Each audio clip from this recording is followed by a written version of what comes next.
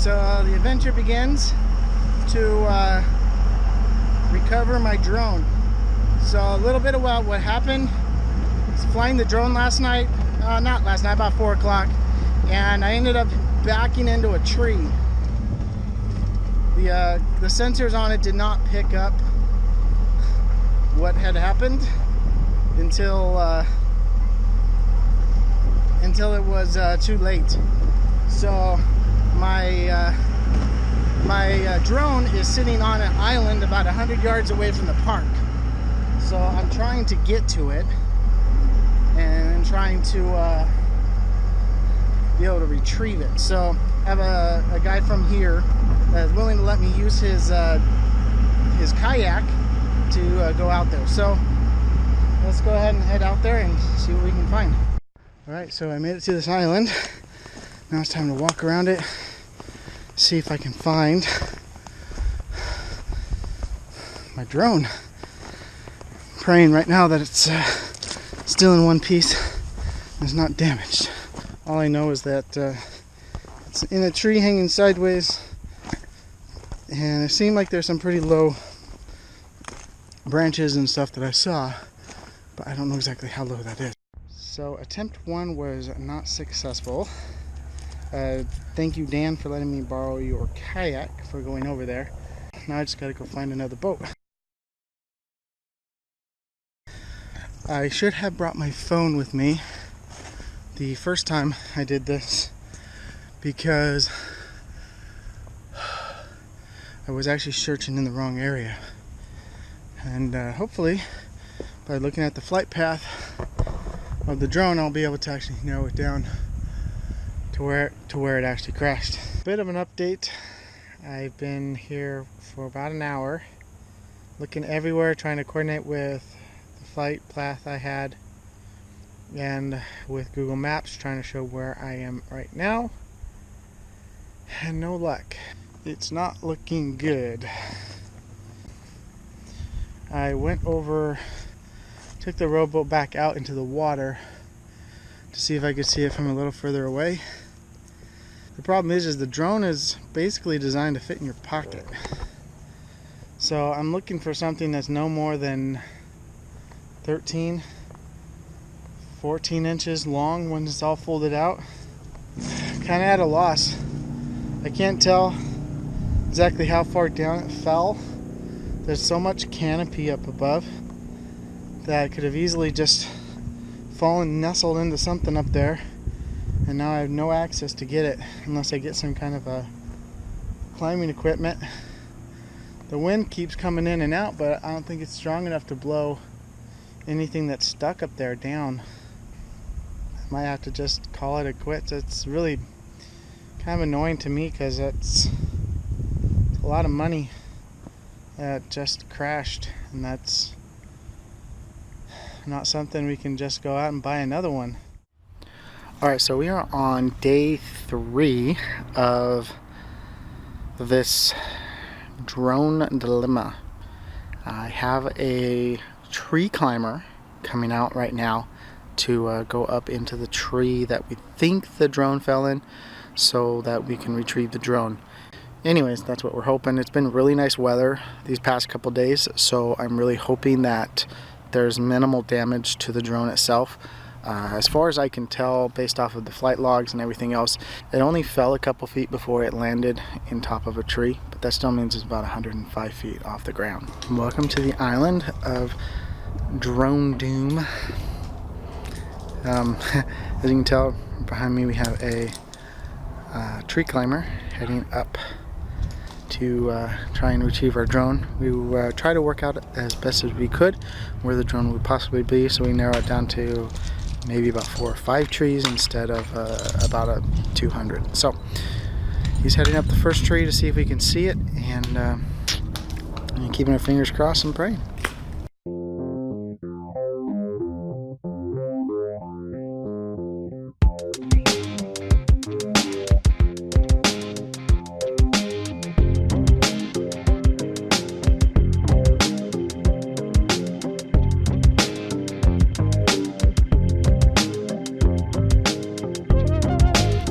Alright, so He is right there. He's probably about 75 feet up in the air, getting a lot closer, and much more than what I could have done. So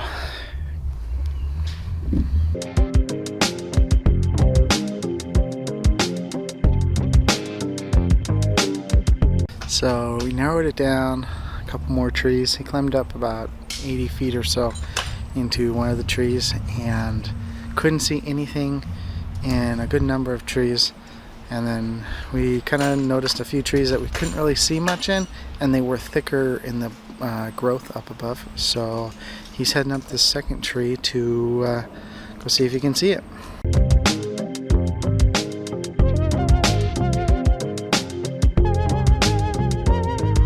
So, end of day 3, no luck. We're probably going to come out again tomorrow and try again. We have quite a few trees that we have narrowed down. There's a couple of large ones that we need to take a look at. So welcome to day 3 of the drone recovery saga. Oh, this has been quite interesting. So, meeting up with the tree climber again to go back up into 2 final trees. Hopefully both of those, which are still within the area that we're thinking it crashed in, will be there. So let's jump over to the island. Back on the drone island of death, and we have kind of staked out a few other trees, looking at the GPS and all that. Yeah, we're gonna head back up, hopefully find the drone.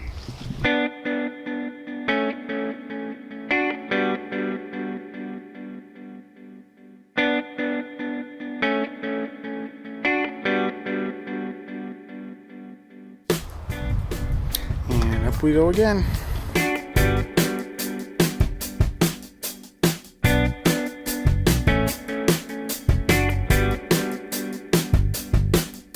So we eliminated another tree and a couple other trees with that. That leaves at least one of the big gnarly ones left. And those are the ones we've been trying to avoid climbing because they're the hardest ones to climb up. We're getting there.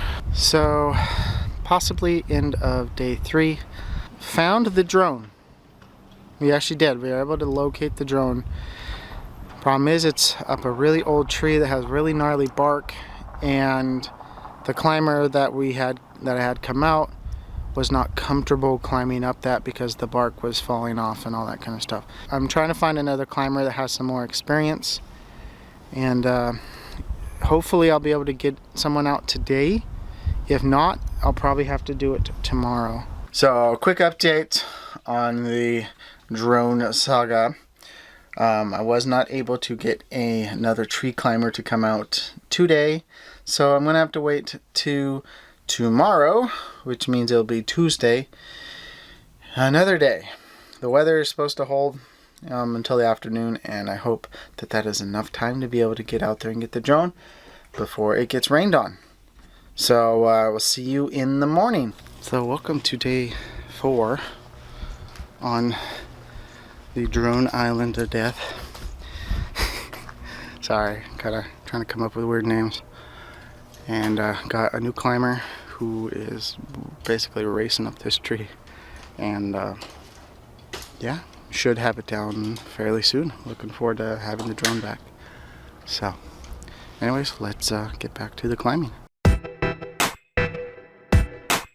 Idea where it's at. It is basically right up there is where the drone is at.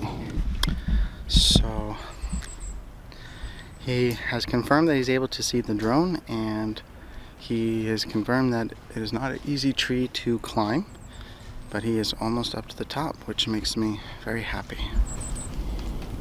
It looks pretty good to me, dude. Awesome. Yeah, I don't think it fell very far when it crashed. Yeah. Yeah, that's good.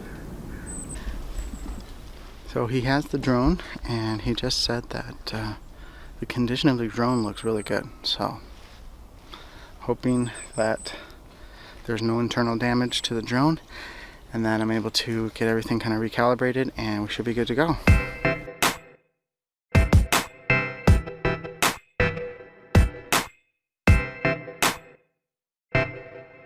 Alright, so semi-conclusion to this quite interesting weekend. We got the drone. Show you.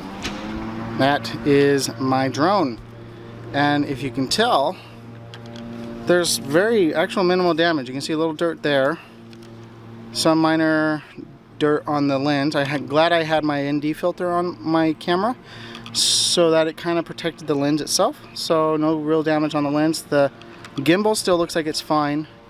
So I have let my drone, which we recently recovered yesterday, sit for over 24 hours in our warm heated trailer. I also ran our humidifier at full blast to try and remove any residual moisture from the drone itself. I was able to recharge the battery, and as you can tell, I have full charge, no damage to the battery, which is fantastic because if you know anything about drone batteries, they're not cheap. Alright, so let's talk a little bit about what happened based off of what we saw. So I'll go ahead and show you the flight path right now.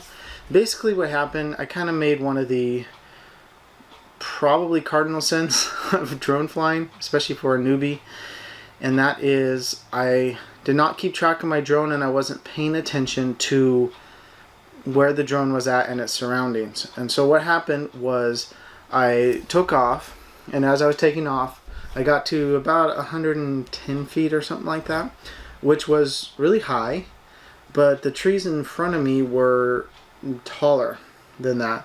And what happened was I flew over the island. You can kind of see that in the intro video, and I'll kind of replay that here too as well. And I went over the island. Well, I thought the island was more kind of horizontal to me, and it was more of an angle. So I didn't realize that the back end of the island kind of jutted out more at an angle. And so when I did a side pan of the drone, it actually took me back onto the island, and there was a gap of trees that the drone just kind of flew in without any issues. And then the way it flew in, I didn't really see any of my proximity sensors go off or anything like that, and so I just kind of kept flying. And then I started turning, and then all of a sudden I started getting all these warnings and stuff, so I tried to pull up and out, but I didn't do it the right way. And so what ended up happening was I kept moving forward as I was trying to go up. And that's one thing that if you're having issues where you don't know where the drone is at and you think it might run into anything, literally take your hands off the controller. Take a step back, think about what might be around you, and if there's nothing in front of you or above you, go that direction and kind of get out of that area. My suggestion would be go up. Let's talk about the damage to the drone itself. I haven't powered this up at all. I haven't done anything other than recharge the battery and replace the blades. So I'll go ahead and show you my blades. These are basically the only damage I got to the drone itself. As you can tell, they got this blade here got the worst of the damage. As you can tell, both sides were chopped pretty good. And then this side had a little bit of a chip on that end. Both our blades I'm not going to reuse these blades, but I wanted to show you the damage that was done. But as far as I can tell, there was a bit of dirt on this, and there was some cleaning up that I had to do, but other than that, I had no damage that I could tell to the drone itself. And when it crashed, from what I could tell, it probably only fell probably about 10 or 15 feet, which was good. It didn't fall 100 feet, it didn't crash and cause a bunch of damage, so I'm very hopeful that I'll be able to recalibrate it and we should be good to go. So, and then the only other thing that I can see, I haven't cleaned it up yet, is there's just a little bit of dirt on the drone itself. But that's it. So what I'm going to do is I'm going to go ahead and go through the process to recalibrate some of the internals and the IMU and the all the stuff. I'm not going to fly it in here, but I'm going to recalibrate everything just to make sure everything checks out. So let's go ahead and do that now.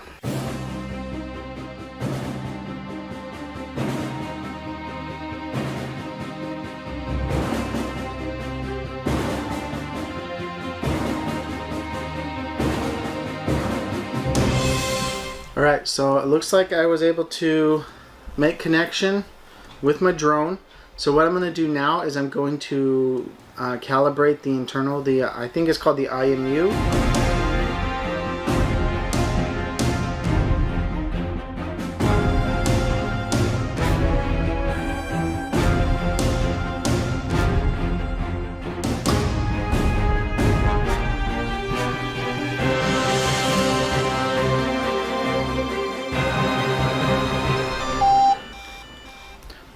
Alright, so I went ahead and I recalibrated my IMU, and I had a successful IMU recalibration, and everything looks like it came back on. I'm going to go ahead and reset my compass, and then I'll reset the gimbal, and then we'll give it a quick test flight, and we should be ready to go. Alright, so I went ahead and I calibrated the compass, and now I'm working on calibrating the gimbal. So it's going through all its little checks, and then so far that's all the pre-flight checks that I know, and I'll go ahead and see if it will continue to fly. So as you can tell, I have good to go GPS, I have good video signal, and to meet back up.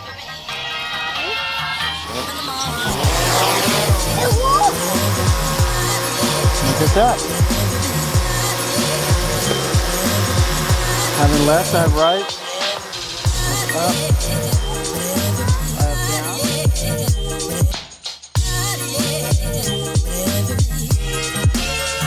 When the morning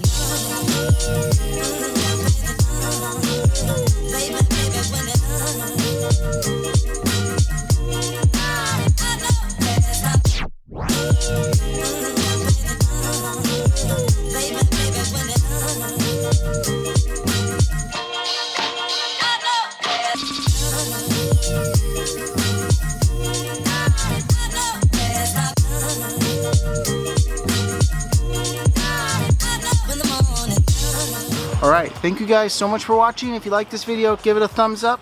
Thank you for joining me on this kind of crazy adventure. I'm really glad I was able to get the drone back. It's a lot of money that could have been wasted had we not able to get it. So consider subscribing, liking our video, leaving a comment, and we'll see you guys in another video. Bye.